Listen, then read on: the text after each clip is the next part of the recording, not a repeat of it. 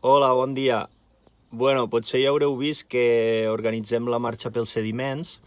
Fa poc vam fer un concurs de lemes i de dissenys de samarretes i ara ja tenim els resultats. Llavors també vam explicar fa poc que hem signat un acord en la Universitat de Saragossa per a que facin un estudi per a explicar la importància dels desaigües de fons per a la seguretat de les preses i per a mantenir en bon estat també el delta de l'Ebre i la seguretat de tots els pobles aigües avall de les preses.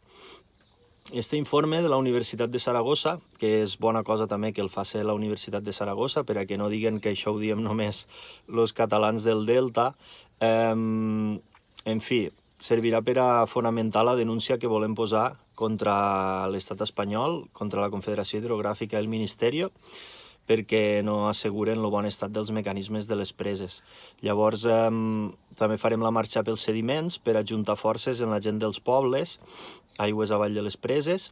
Començarem a Escatron, passarem per Caspe, després Mequinensa, Granja d'Escarp, Mequinensa, Riba-roja, Flix, Ascó, Móra, Miravet, Benifallet, Tortosa i Amposta.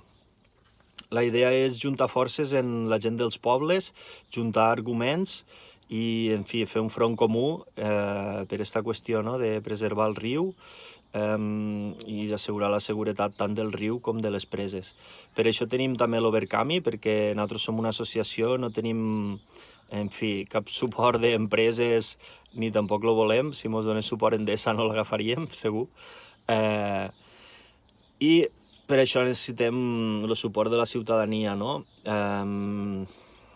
Llavors, l'Overcami se diu Samarretes i marxa pels sediments i, simplement podeu comprar una samarreta per 10 euros o alguna etapa de la marxa, que els diners íntegres d'estos caiacs que fareu servir per a fer la marxa, en fi, i de la ruta que farem, de l'acompanyament que fareu de la marxa, això anirà per al Vercam i per a l'associació per a poder posar la denúncia, d'acord?